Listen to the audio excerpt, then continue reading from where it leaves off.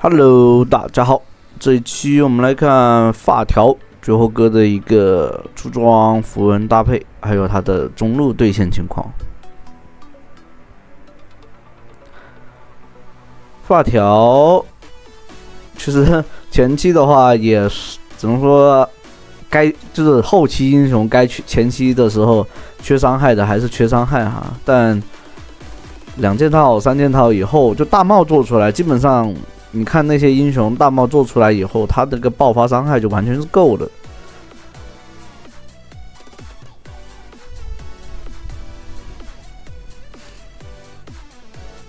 然后这里发条的话，现在第2件是做了星驰这件装备呢，就是技能叠加以后是吧，可以增加移速，也能增加技能移速，那个技能的 CD， 减少技能 CD， 说错了。前期的话，就跟刀妹来说，你要控一下线，避免跟对方说把线推过去被他卡住的话，你可能会被刀妹QQQ 上来一拉中，上来就打一套，这里他失误了，卡了一下 A， 不然的话血量的话到了半血就不敢这么上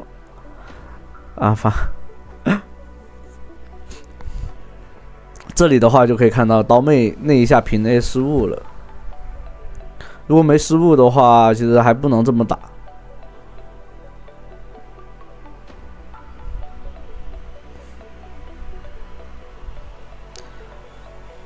然后现在的发条的话，还是带征服者，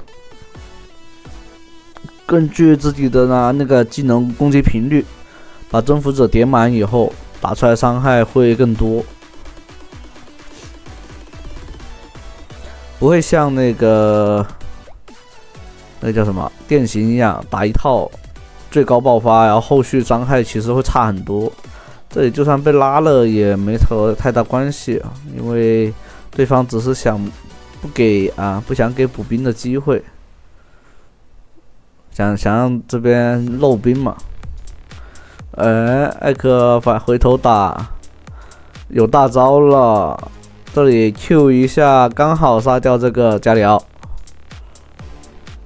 再一个 Q， 没打算放，闪现过来 QW， 给队友套个盾。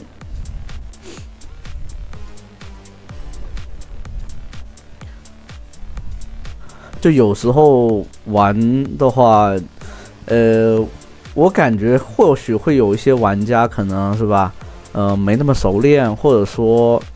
年纪上来了不得不服了有时候会发现，有时候操作会变形，就是一紧张的，就是说打团的过程中，老是把技能丢错或者放错位置的时候，你可以稍微慢一步都可以，让自己的脑子先过一遍，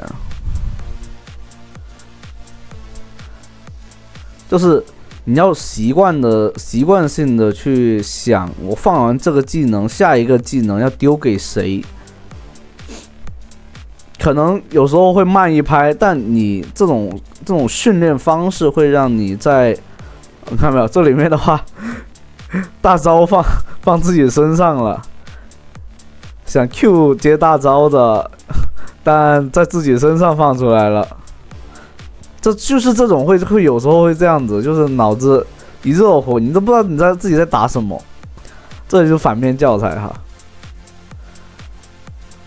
但这种情况下，人家酒后哥是吧，直播了那个一整天，总会有那种状态不好的一局里面，或者说好几局里面有出现1-2次或者2-3次，这很正常的。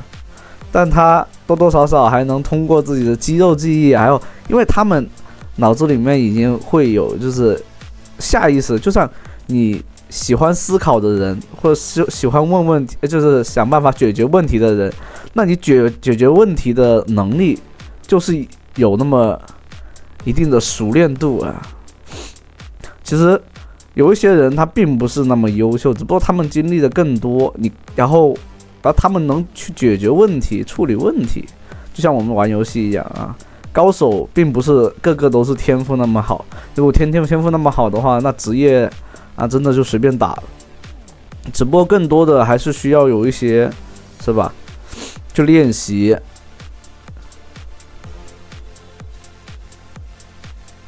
就我之前有听过一句，就是说一个人你从小孩去就是尿床，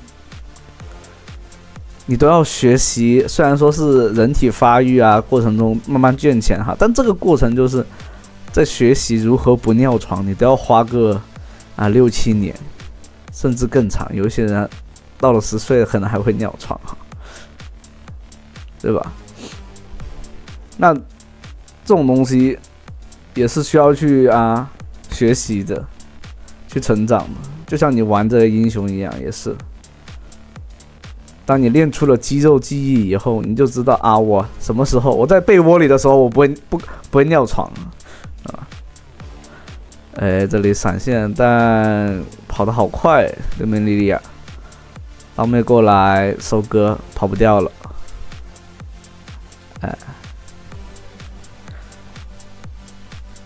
对面莉莉娅是有赏金的，所以有点贪了，只想追上去收这个人头。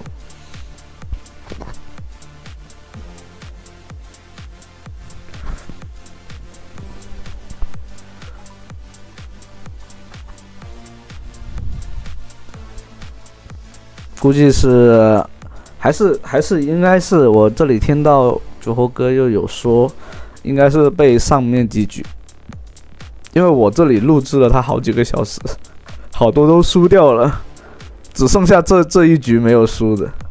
要输的话拿给你们看也没什么太大作用。这里既然没有进战场，就是说没有输出空间，你就给队友套个盾，给个 W 加速就行了。就有时候你觉得你没办法做进场，你就不要强行去输出。发条是很灵活的一个英雄，他能给队友套盾，给2技能加速加移速，然后等队友创造出了输出空间，是吧？然后你再上去说给，甚至队友上去了，你直接就有大招的释放空间了。对面空大了，这泰坦一直不出钩，就2个人互比谁更抽象是吧？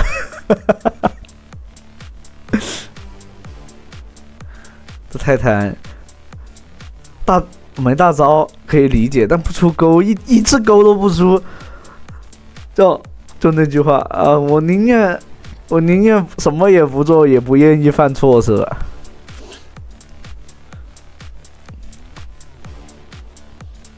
这种射手去了中路，你就要去上路，去把他那个线给清一下。但中路又被抓了，像他们吃完那波兵线就不能往前压了的。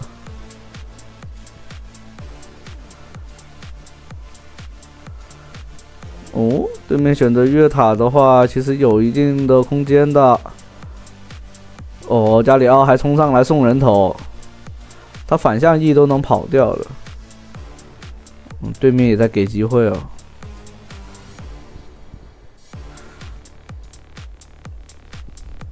还有一个就是基本功，走位的基本功一定要去学。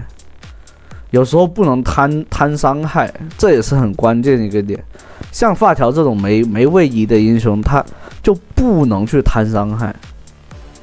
你看刚刚那个对面那个谁，中单的刀妹，他的 E 技能，你看这边绝后哥躲了很多，除了前期那种，就是那种偏预判性的给。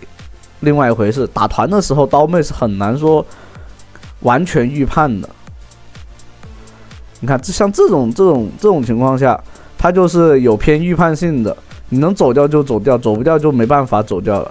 这里加里奥的进场，还好有闪现可以拉开。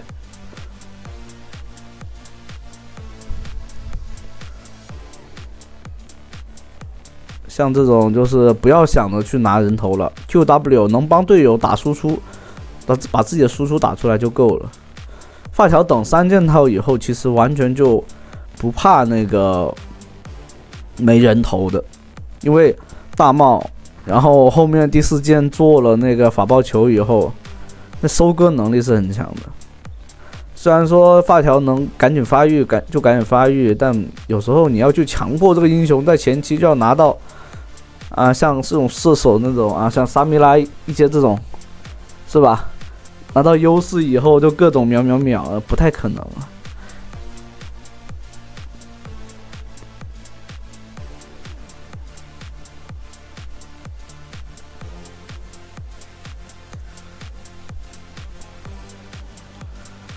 像这边的话，为什么是往上边走呢？因为这边中立资源已经快刷新了，小龙的话得过来帮忙拿的。中单的话，永远都是打团的关键位置。等一下，猴子过来打5人团了，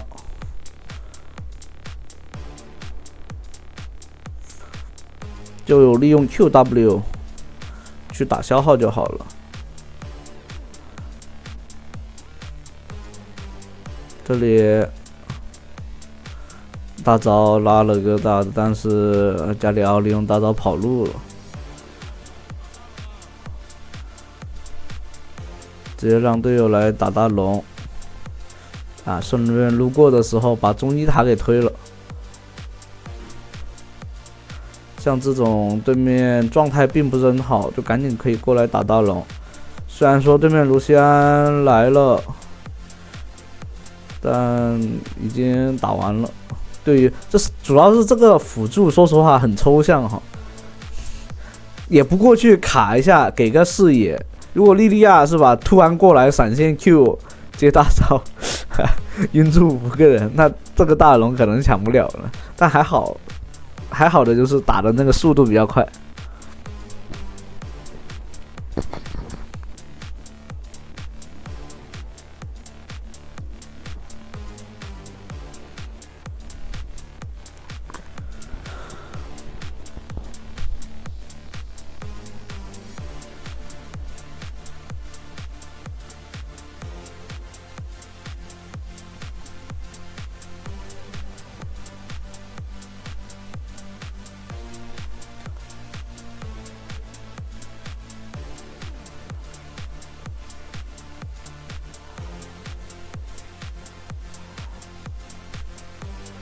像我最近会发现，其实在这种卡在那个大师分段，或者说偏低，就是偏大多数人那个分段的话，玩的会比较累，就节奏很慢。但是在这个分段呢，也有个解决办法，就是你要玩什么？你玩打野，打野是比线上英雄更容易去带节奏，去拿更多优势的。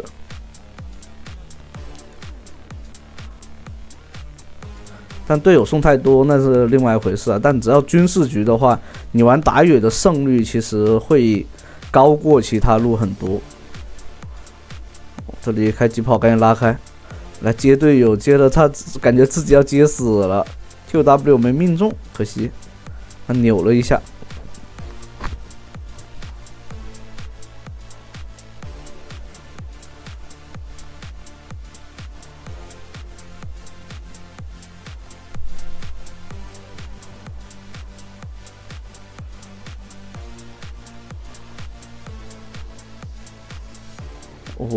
加里奥还好有这个水银解掉了那个控制。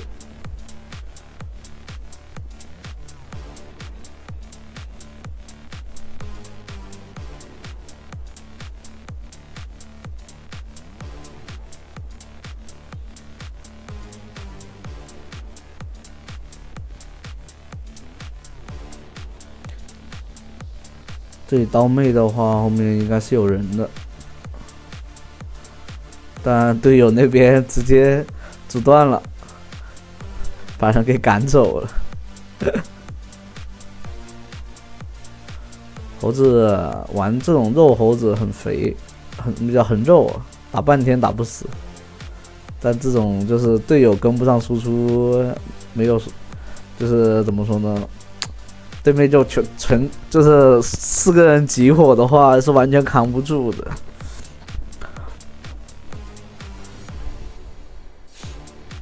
小龙的话准备龙魂了，掉大龙的话能推掉两条高地已经很不错了。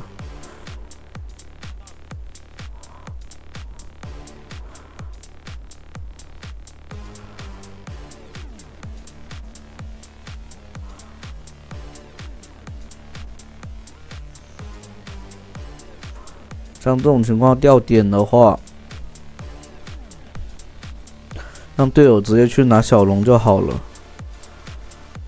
这里的话得防着对面来偷这条大龙，所以过来留一下，留个人看一眼。